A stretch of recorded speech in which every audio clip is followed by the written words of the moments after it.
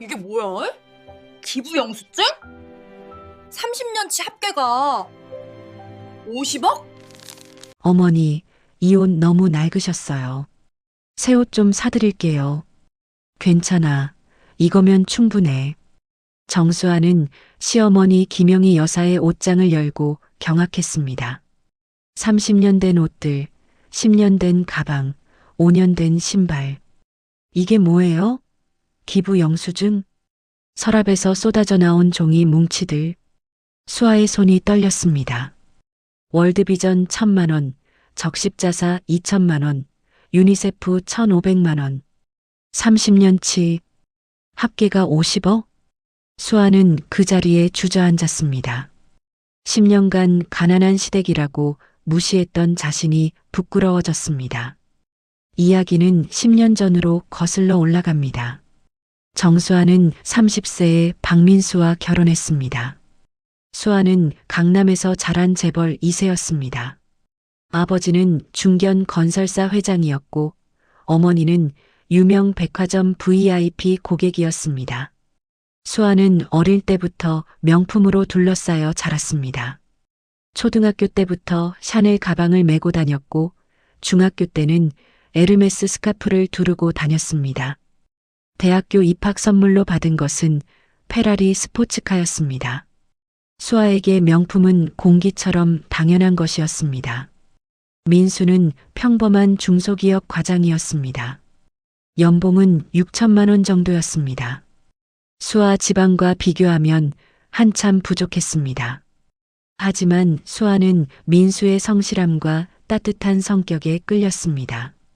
돈이 다가 아니야. 사람이 좋으면 되는 거지. 수아는 친구들에게 당당하게 말했습니다. 하지만 시댁을 처음 방문한 날 수아의 생각이 흔들렸습니다. 시댁은 서울 외곽의 오래된 빌라 2층이었습니다. 주차장도 제대로 없어서 골목에 차를 세워야 했습니다. 수아는 자신의 BMW를 골목에 주차하며 불안했습니다. 여기가 집이에요? 수아는 민수에게 조심스럽게 물었습니다. 응, 우리 집이야. 좀 오래됐지만 괜찮아. 민수는 밝게 웃었습니다. 계단을 올라가는데 페인트가 벗겨져 있었습니다. 복도는 좁았고 형광등은 깜빡거렸습니다. 수아는 이런 곳에 처음 와봤습니다. 초인종을 누르자 문이 열렸습니다. 시어머니 김영희가 나왔습니다. 60대 초반으로 보이는 시어머니는 검소한 옷을 입고 계셨습니다. 시장에서 2만 원에 산 듯한 평범한 블라우스와 바지였습니다. 어서 와, 며느리. 많이 기다렸어. 시어머니는 따뜻하게 웃으며 수아를 맞았습니다. 집 안으로 들어가자 수아는 더욱 놀랐습니다. 거실은 10평도 안 되어 보였습니다. 수아의 드레스룸보다 작았습니다. 소파는 20년은 된 듯 낡았고 TV는 구형 브라운관이었습니다. 앉아, 며느리. 음식 준비했어. 시어머니가 음식을 내왔습니다. 김치찌개, 계란말이, 나물 몇 가지. 정성스럽게 준비한 것은 알겠지만 그릇도 낡았고 상도 오래되어 보였습니다. 수아는 억지로 미소를 지으며 먹었습니다. 하지만 속으로는 실망이 컸습니다. 이게 내가 시집올 집이라고? 식사 후 화장실을 갔는데 더욱 충격이었습니다. 오래된 타일, 녹슨 수도꼭지, 곰팡이 핀 천장. 수아는 빨리 나왔습니다. 결혼 후 수아는 시댁을 본격적으로 가난한 집으로 분류했습니다. 친구들과의 모임에서도 자주 이야기했습니다. 시댁이 좀 형편이 안 좋아서. 수아는 스타벅스에서 친구들에게 말했습니다. 얼마나? 집이 오래된 빌라야. 거실이 우리 집 드레스룸만 해. 헐, 그래도 사랑해서 결혼한 거잖아. 응. 민수는 정말 좋은 사람이니까. 수아는 한숨을 쉬었습니다. 시어머니는 어때? 명품 하나도 없으시더라. 옷도 전부 시장 옷이야. 가방도 그냥 청가방. 와, 그건 좀. 친구들은 수아를 동정하는 눈빛으로 바라봤습니다. 하지만 수아의 마음속에는 시댁에 대한 무시가 자리 잡고 있었습니다. 특히 명절이 다가올 때마다 그 감정이 심해졌습니다. 명절 전날 수아는 친정과 시댁 선물을 준비했습니다. 친정 어머니에게는 백화점에서 샤넬 가방을 샀습니다. 300만 원짜리였습니다. 엄마가 좋아하실 거야. 수아는 예쁘게 포장된 가방을 보며 만족했습니다. 하지만 시어머니 선물은 달랐습니다. 인터넷 쇼핑몰에서 10만 원짜리 옷을 샀습니다. 세일 상품이었습니다. 어차피 명품 주셔도 모르실 거야. 수아는 간단하게 포장했습니다. 명절 당일 친정을 먼저 방문했습니다. 강남의 50평 아파트였습니다. 현관부터 대리석으로 되어 있었고 거실에는 이탈리아 명품 가구가 놓여 있었습니다. 엄마, 이거 받아. 수아가 샤넬 가방을 건넸습니다. 아이고, 우리 딸. 이런 비싼 걸. 친정 어머니는 기뻐하며 가방을 열어봤습니다. 샤넬이잖아. 내가 갖고 싶었던 거야. 엄마 좋아하실 줄 알았어. 수아는 뿌듯했습니다. 친정에서 이 시간을 보내고 시댁으로 향했습니다. 차를 타고 가는 내내 수아는 기분이 꺼졌습니다. 시댁에 도착했습니다. 여전히 좁고 낡은 빌라였습니다. 어서 와, 며느리. 시어머니가 반갑게 맞아주셨습니다. 어머니, 이거 드릴게요. 수아가 옷을 건넸습니다. 간단한 포장이었습니다. 고마워, 며느리야. 시어머니는 옷을 받고 환하게 웃으셨습니다. 10만 원짜리 옷인지도 모르고 정말 기뻐하셨습니다. 수아는 그 모습이 더 초라해 보였습니다. 역시 가난한 사람들은 뭘 줘도 좋아하네. 시간이 흐를수록 수아의 무시는 심해졌습니다. 특히 시어머니의 검소한 생활을 볼 때마다 이해할 수 없었습니다. 어느 여름날 시댁을 방문했을 때의 일입니다. 무더운 날씨였지만 시어머니는 에어컨을 틀지 않고 선풍기만 돌리고 계셨습니다. 어머니, 왜 에어컨 안 틀어요? 더우신데. 아니야, 선풍기면 충분해. 에어컨은 전기세 많이 나오잖아. 시어머니는 부채질을 하셨습니다. 수아는 이해할 수 없었습니다. 전기세가 얼마나 된다고. 자신은 친정집에서 에어컨을 24시간 틀고 살았습니다. 또 어느 날 시어머니가 수선집에서 옷을 고쳐 입는 것을 봤습니다. 어머니, 그냥 새 옷 사세요. 제가 사드릴게요. 아니야, 이거 고쳐 입으면 돼. 아직 멀쩡한데 왜 버려? 시어머니는 30년 된 옷을 또 고쳐 입으셨습니다. 수아는 한숨을 쉬었습니다. 자신은 옷을 한 시즌만 입고 버리는데 겨울에는 시어머니가 낡은 패딩을 입고 계셨습니다. 솜이 다 빠져서 따뜻해 보이지도 않았습니다. 어머니, 패딩 새로 사드릴게요. 괜찮아. 이거면 충분해. 하지만 너무 낡으셨어요. 아직 입을 만해. 돈 아껴야지. 수아는 고개를 저었습니다. 이해할 수 없었습니다. 반면 수아 자신은 명품으로 가득했습니다. 옷장에는 샤넬, 루이비통, 에르메스, 구찌, 수천만 원어치 옷과 가방이 있었습니다. 한 달 쇼핑 비용만 500만 원이 넘었습니다. 백화점 VIP 라운지는 수아의 단골 장소였습니다. 수아님, 신상품 들어왔어요. 직원이 전화를 하면 수아는 바로 달려갔습니다. 이거 좋네요. 포장해 주세요. 카드를 긁는데 주저함이 없었습니다. 하지만 시어머니에게는 10만 원도 아까웠습니다. 어차피 명품 모르시는데 뭐. 수아는 자신을 합리화했습니다.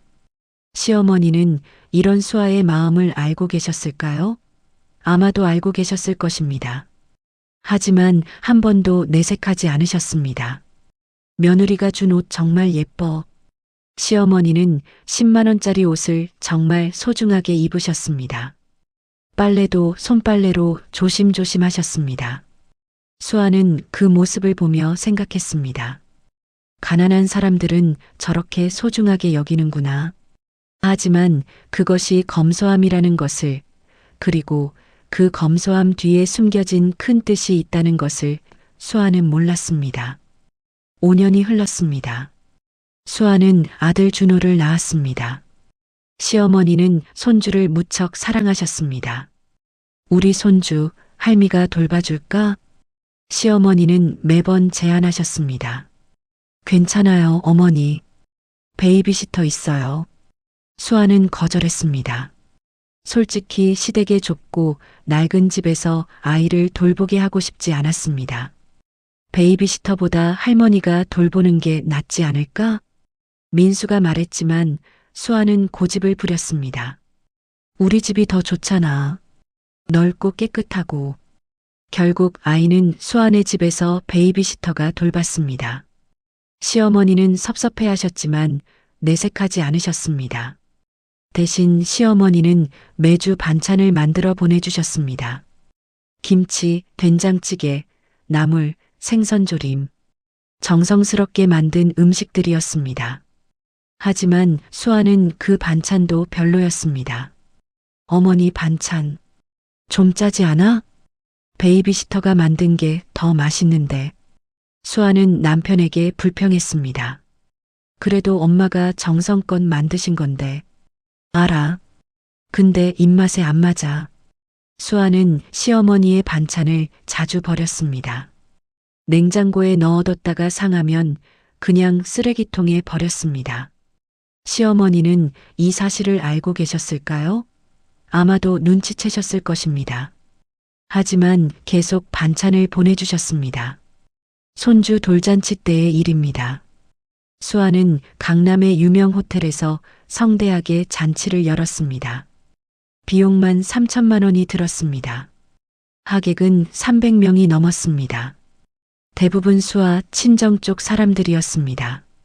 시댁 쪽은 10명 남짓이었습니다. 시어머니는 그날도 검소한 옷을 입고 오셨습니다. 백화점에서 파는 20만 원짜리 한복이었습니다. 반면 친정어머니는 명품 한복을 입고 오셨습니다. 300만 원짜리였습니다. 사진을 찍을 때 수아는 의도적으로 시어머니를 뒤쪽에 세웠습니다. 친정어머니를 중앙에 세웠습니다. 이쪽으로 서세요, 어머니. 수아는 시어머니를 구석으로 안내했습니다. 시어머니는 아무 말씀 없이 구석에 서셨습니다. 하지만 그 눈빛에는 슬픔이 어려 있었습니다. 돌잔치가 끝나고 시어머니는 조용히 봉투를 주셨습니다. 손주 돌 선물이야. 봉투를 열어보니 50만 원이 들어 있었습니다. 수아는 속으로 실망했습니다. 친정에서는 금반지와 현금 500만 원을 줬는데, 하지만 수아는 몰랐습니다. 그 50만 원이 시어머니에게 얼마나 큰 돈인지, 한 달 생활비의 전부였다는 것을. 시간은 빠르게 흘렀습니다. 어느덧 결혼 10년 차가 되었습니다. 그 10년 동안 수아의 시댁에 대한 태도는 변하지 않았습니다. 아니, 오히려 더 냉담해졌습니다. 명절 때마다 수아는 시댁 방문을 최대한 짧게 했습니다. 1시간만 있다가 바로 나왔습니다. 어머니, 저희 일찍 가봐야 해서요. 벌써? 밥이라도 먹고 가지. 아니에요, 약속이 있어서요. 수아는 거짓말을 했습니다. 사실 약속 같은 건 없었습니다. 그냥 시댁에 있기 싫었을 뿐이었습니다. 시어머니는 섭섭해하셨지만 붙잡지 않으셨습니다. 그래, 조심히 가렴. 항상 웃으며 배웅해 주셨습니다. 반면 친정은 달랐습니다. 명절 때 친정에서는 3시간씩 있었습니다. 편하게 소파에 앉아 TV를 보고 엄마가 해주는 음식을 먹고 수다를 떨었습니다. 우리 딸 또 와. 친정 어머니는 수아가 자주 오는 것을 좋아하셨습니다. 시어머니 생신 때도 수아는 성의 없이 대했습니다. 케이크와 10만 원짜리 옷 한 벌이 전부였습니다. 어머니 생신 축하드려요. 고마워, 며느리야. 시어머니는 언제나 고마워하셨습니다. 하지만 친정어머니 생신 때는 달랐습니다. 호텔 뷔페를 예약했습니다. 가족 모두 함께 가서 식사를 했습니다. 비용만 100만 원이 넘었습니다. 그리고 선물도 샤넬 가방을 샀습니다. 400만 원짜리였습니다. 엄마, 생신 축하해. 우리 딸이 최고야. 친정어머니는 기뻐하셨습니다. 이런 차별은 계속되었습니다. 여행을 갈 때도 마찬가지였습니다. 수아 가족은 여름휴가로 제주도에 갔습니다. 5성급 호텔에 묵으며 3박 4일을 보냈습니다. 어머니, 저희 여행 갑니다.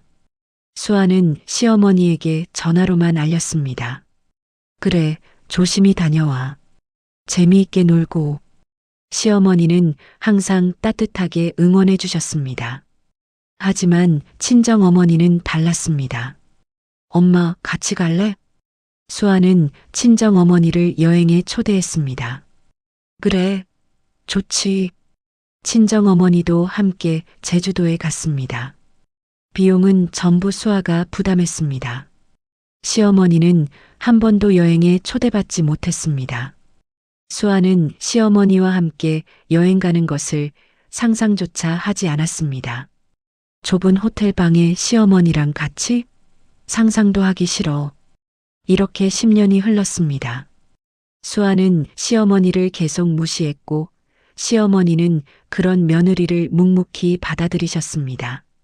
하지만 시어머니의 마음속에는 상처가 쌓여갔습니다.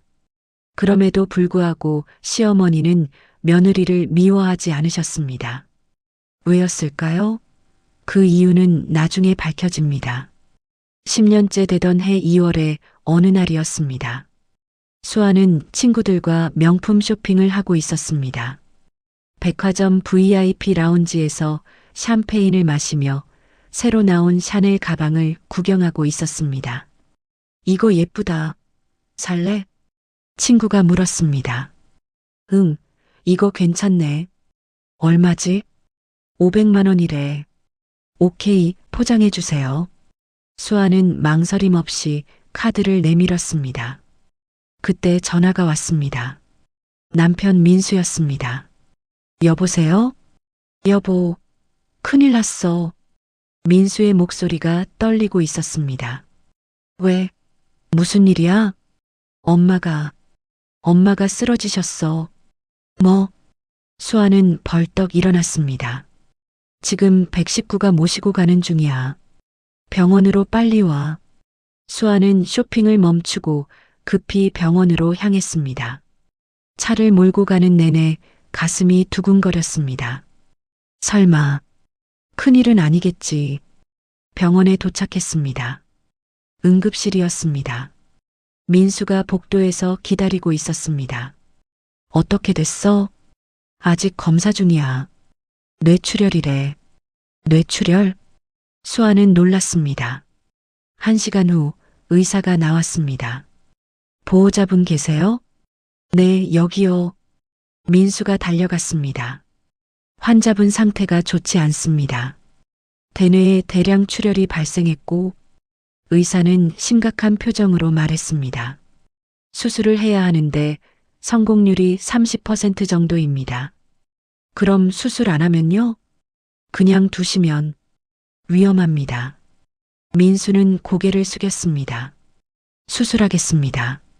수술이 시작되었습니다. 5시간이 걸린 긴 수술이었습니다. 수아와 민수는 복도에서 기다렸습니다. 수아는 처음으로 시어머니에 대해 진지하게 생각했습니다. 어머니, 괜찮으실까? 수술이 끝났습니다. 의사가 나왔습니다. 수술은 성공했습니다. 하지만 아직 안심할 수 없습니다. 72시간이 고비입니다. 의식은 언제 돌아올까요? 그건 알 수 없습니다. 뇌 손상이 심해서 시어머니는 중환자실로 옮겨졌습니다. 수아는 유리창 너머로 시어머니를 봤습니다. 온몸에 튜브가 연결되어 있었습니다. 어머니, 수아는 처음으로 죄책감을 느꼈습니다. 10년간 시어머니를 무시했던 것이 후회되었습니다. 3일이 지났습니다. 시어머니는 의식을 회복하지 못했습니다. 의사는 고개를 저었습니다. 가족분들 마음의 준비를 하셔야 할 것 같습니다. 그날 밤 시어머니는 조용히 숨을 거두셨습니다. 73세의 나이였습니다. 수아는 울었습니다. 10년간 제대로 대접하지 못한 것이 후회되었습니다. 어머니, 죄송해요. 제가 잘못했어요. 하지만 이미 늦었습니다. 시어머니는 떠나셨습니다. 장례는 조촐하게 치러졌습니다. 시어머니는 화려한 것을 싫어하셨으니까요. 49제를 지내고 유품을 정리하는 날이 왔습니다. 민수는 회사 일이 바빠서 수아가 시어머니 집을 정리하기로 했습니다. 시어머니의 빌라로 갔습니다. 한 달 동안 아무도 오지 않아서 먼지가 쌓여 있었습니다. 수아는 한숨을 쉬며 청소를 시작했습니다. 그리고 옷장을 열었습니다. 30년 된 옷들이 단정하게 걸려 있었습니다. 모두 낡았지만 깨끗하게 정리되어 있었습니다. 어머니, 이렇게 낡은 옷만 입으시고. 수아는 옷을 만지며 눈물을 흘렸습니다. 서랍을 열었습니다. 양말, 손수건, 그리고 서류들. 이게 뭐지?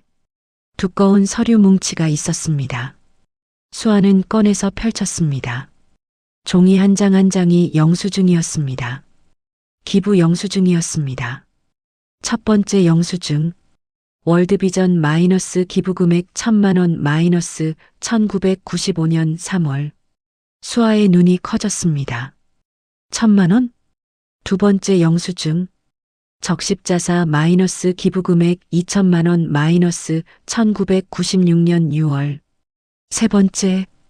유니세프 마이너스 기부금액 1,500만 원 마이너스 1997년 9월. 수아는 손이 떨렸습니다. 계속 영수증을 확인했습니다. 한국백 혈병어린이재단 마이너스 500만 원. 굿네이버스 마이너스 3,000만 원. 초록우산 어린이재단 마이너스 5,000만 원. 아름다운 재단 마이너스 2,000만 원. 사회복지공동모금회 마이너스 1억 원. 끝이 없었습니다. 수십 개, 수백 개의 영수증이 쏟아졌습니다. 수아는 모든 영수증을 바닥에 펼쳐 놓았습니다. 그리고 하나하나 금액을 적었습니다. 계산기를 두드렸습니다. 손이 떨려서 제대로 누르지도 못했습니다. 1995년부터 2024년까지 30년간의 기부네요. 총액을 확인하는 순간 수아는 그 자리에 주저앉았습니다. 50억 3천만 원. 50억이 넘는 돈을 기부했습니다. 30년 동안. 이게 말이 돼? 수아는 믿을 수 없었습니다. 그렇게 검소하게 사셨던 시어머니가 50억을 기부했다고? 서랍을 더 뒤졌습니다. 그리고 낡은 수첩을 발견했습니다. 수첩을 펼쳤습니다. 시어머니의 필체로 빼곡히 적혀 있었습니다. 수아는 첫 페이지를 읽기 시작했습니다. 수첩의 첫 페이지. 1994년 12월 31일. 남편 박철수가 회사에서 큰 성과를 냈다. 사장님께서 특별 보너스 5천만 원을 주셨다. 우리 부부는 기뻐서 어쩔 줄 몰랐다. 하지만 우리는 이미 충분히 가지고 있다.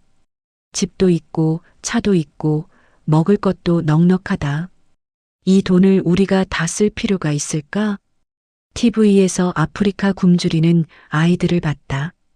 우리가 저 아이들을 도울 수 있지 않을까? 남편과 상의했다. 남편도 동의했다. 1995년 1월 2일. 오늘 월드비전에 500만 원을 기부했다. 처음으로 하는 기부였다. 기분이 정말 좋았다. 돈을 쓰는 것보다 나누는 것이 더 행복하다는 것을 알았다. 수아는 계속 읽었습니다. 1995년 3월 15일. 또 기부를 했다. 이번에는 1,000만 원. 월드비전에서 감사 편지가 왔다. 우리 기부금으로 10명의 아이들이 1년간 학교에 갈 수 있다고 한다. 10명의 아이들. 우리 돈으로 아이들이 공부할 수 있다니. 정말 뿌듯하다. 1996년 6월. 남편이 또 승진했다. 연봉이 올랐다. 보너스도 받았다. 우리는 새 차를 살 수 있었다. 하지만 사지 않기로 했다.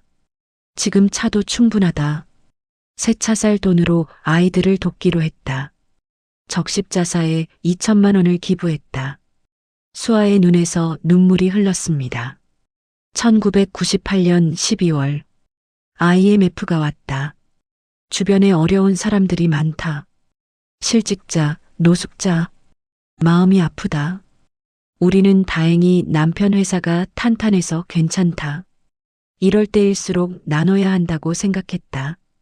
유니세프에 1,000만 원, 적십자사에 1,500만 원을 기부했다. 우리 옷은 낡아도 괜찮다. 우리 집은 작아도 괜찮다. 그것보다 굶주리는 사람들을 돕는 게 더 중요하다. 2000년 5월. 남편과 약속했다. 앞으로 번 돈의 50%는 기부하자고. 우리는 나머지 50%로도 충분히 살 수 있다. 명품 같은 건 필요 없다. 비싼 집도 필요 없다.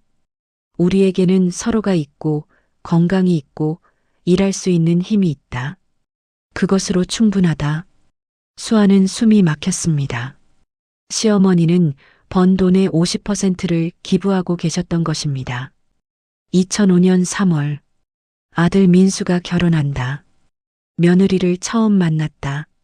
정수아라는 이름의 아가씨다. 며느리는 부잣집 딸이라고 한다. 강남에서 자랐고 명품을 좋아한다고 들었다. 우리 집을 보고 놀랄까봐 걱정이다. 우리 집은 오래된 빌라고 가구도 낡았다. 며느리 눈에는 초라해 보일 것이다. 하지만 어쩌겠는가. 이것이 우리가 선택한 삶이다. 우리는 큰 집에 살 수 있었다. 명품도 살 수 있었다. 하지만 그 돈으로 더 많은 사람을 돕기로 했다. 2005년 4월. 며느리가 우리 집을 방문했다. 역시나 놀란 표정이었다. 실망한 것 같았다. 마음이 아프다. 하지만 우리 선택을 후회하지 않는다. 2006년 6월. 며느리가 선물을 줬다. 10만 원짜리 옷이다. 정말 고맙다. 며느리 나름대로 생각해 준 것이다. 며느리는 친정 어머니에게 명품을 사준다고 들었다. 수백만 원짜리 가방이라고 한다. 부럽지 않다. 우리는 우리대로 행복하다. 며느리가 친정 어머니를 사랑하는 것은 좋은 일이다. 수아는 가슴이 찢어지는 것 같았습니다. 2007년 9월. 며느리가 우리를 가난하다고 생각하는 것 같다. 친구들에게 그렇게 말한다고 들었다. 상처받았다. 하지만 이해한다. 며느리 눈에는 우리가 정말 가난해 보일 것이다. 하지만 우리는 가난하지 않다. 남편은 대기업 임원이다. 연봉도 높다. 우리는 강남에 집을 살 수 있다. 명품도 살 수 있다. 하지만 선택했다. 검소하게 살고 남는 돈으로 어려운 사람을 돕기로. 2010년 3월. 손주가 태어났다. 정말 기쁘다. 손주를 돌보고 싶었다. 하지만 며느리가 거절했다. 우리 집이 좁고 낡아서 그런 것 같다. 섭섭하다. 하지만 이해한다. 2012년 7월. 며느리가 또 저렴한 선물을 줬다. 괜찮다. 며느리는 며느리대로 열심히 산다. 나는 며느리를 미워하지 않는다. 며느리도 나름대로 선택한 삶이 있을 것이다. 다만 아쉬운 것은 며느리가 진짜 행복이 무엇인지 모르는 것 같다. 명품이 행복을 주지 않는다. 나눔이 진짜 행복이다. 2015년 5월 손주 돌잔치였다. 호텔에서 성대하게 했다. 비용이 3천만 원이 넘는다고 한다. 우리는 손주에게 50만 원을 줬다. 우리가 줄 수 있는 최선이었다. 그날 기부금을 빼고 남은 돈이 50만 원이었다. 며느리가 실망한 것 같았다. 미안하다. 하지만 우리는 그달 굿네이버스에 5천만 원을 기부했다.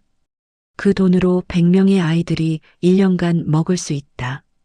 손주 하나의 호화로운 돌잔치보다 100명의 아이들이 밥을 먹는 것이 더 중요하다고 생각했다. 수아는 울면서 계속 읽었습니다.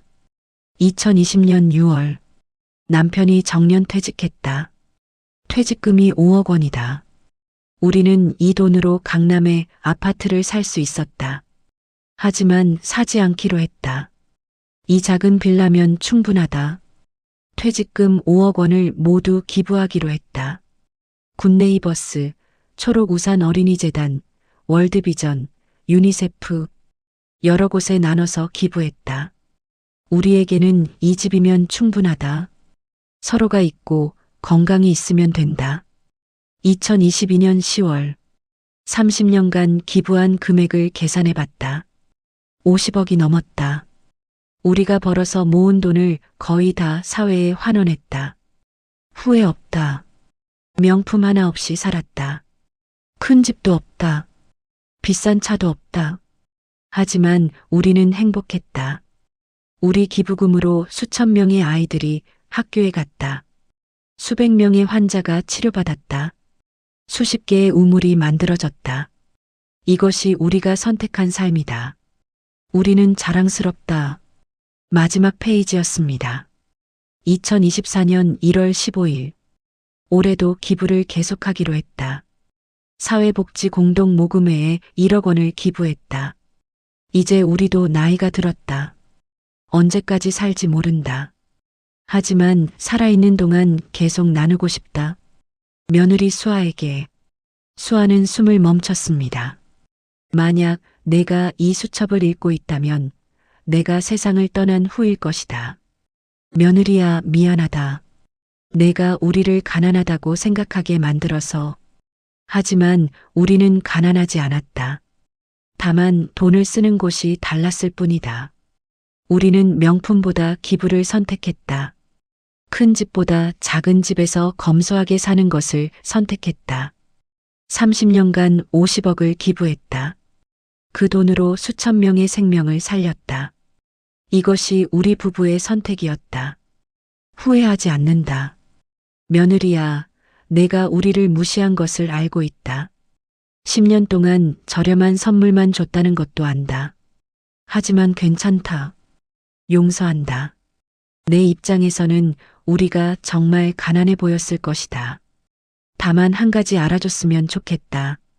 진짜 부자는 많이 가진 사람이 아니라 많이 나누는 사람이라는 것을.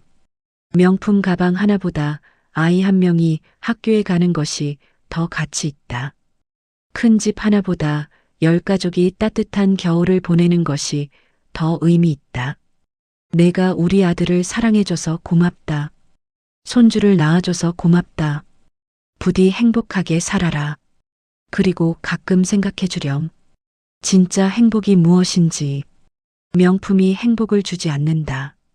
나눔이 진짜 행복이다. 사랑한다, 며느리야. 마이너스 시어머니 김영희. 수아는 수첩을 덮고 한참을 울었습니다. 수아는 수첩과 영수증을 들고 집으로 돌아왔습니다. 남편 민수에게 모든 것을 보여줬습니다. 민수는 충격을 받았습니다. 엄마, 아빠가 50억을 기부하셨다고? 응. 30년 동안. 나는 전혀 몰랐어. 우리가 그렇게 여유 있는 줄도 몰랐고. 민수도 울었습니다. 엄마, 아빠는 강남에 집을 살 수 있으셨어. 명품도 살 수 있으셨어. 하지만 안 하신 거야. 왜? 다른 사람들을 돕기 위해서. 부부는 서로를 안고 한참을 울었습니다. 다음 날 수아는 시어머니가 기부한 곳들을 직접 찾아갔습니다. 첫 번째로 월드비전을 방문했습니다. 김영희 님이라고 아세요? 아, 김영희 님. 물론 알죠. 30년간 꾸준히 기부해 주신 분이세요.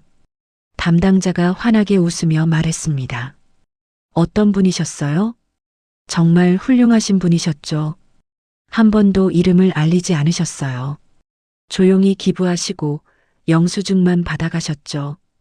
김영희님 덕분에 3,000명이 넘는 아이들이 학교에 갈 수 있었습니다. 수아는 또 울었습니다. 적십자사도 방문했습니다.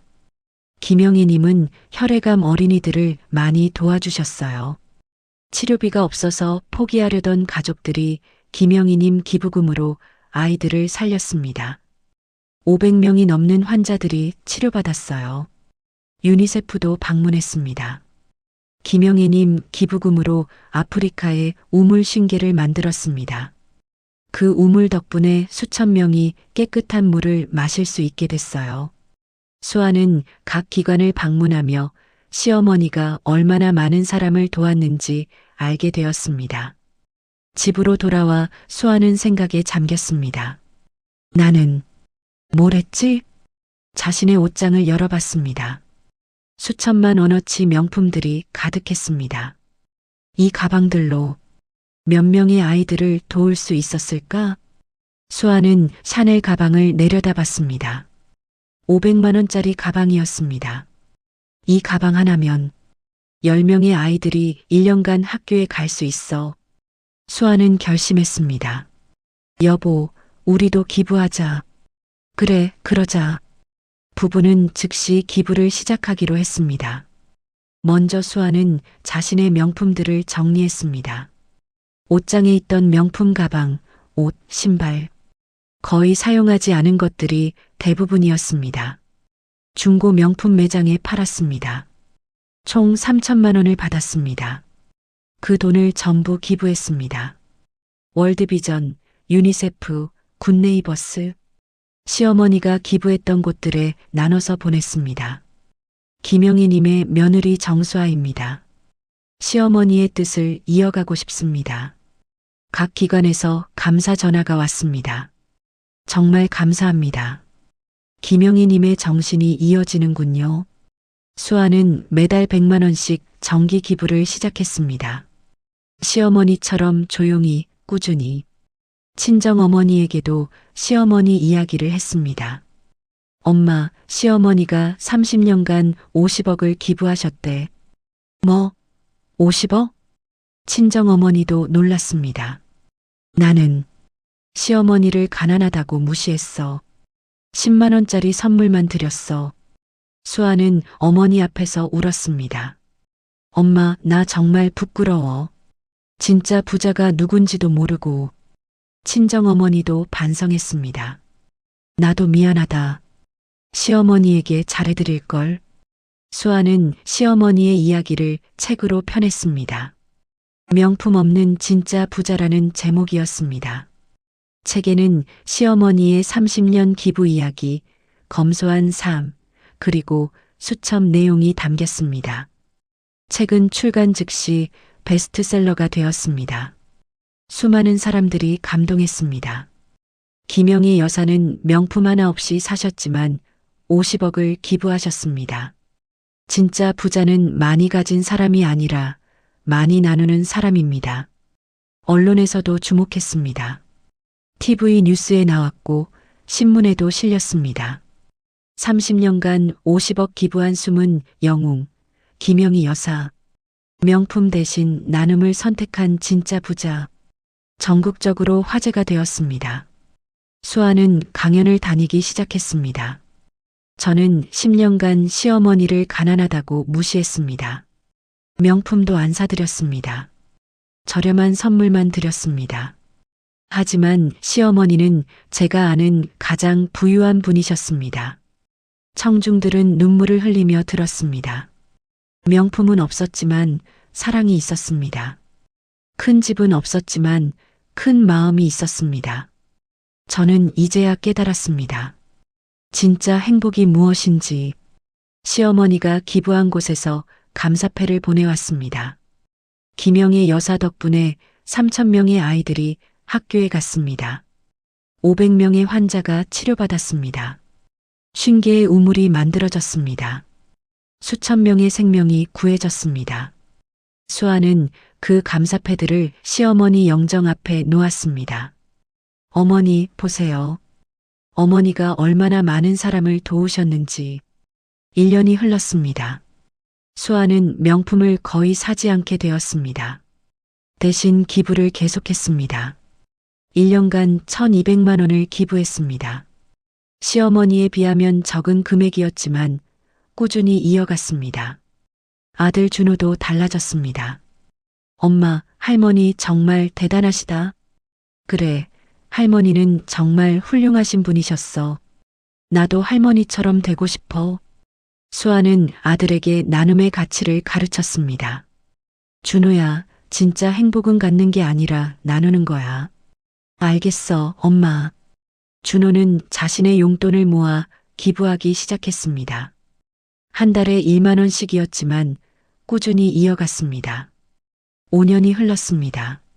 수아 가족은 총 6천만 원을 기부했습니다. 시어머니의 50억에는 한참 못 미치지만 최선을 다했습니다. 수아는 이제 명품에 전혀 관심이 없었습니다. 옷장에 있던 명품들도 거의 다 팔았습니다. 대신 검소한 옷을 입었습니다. 시어머니처럼. 친정어머니도 변했습니다.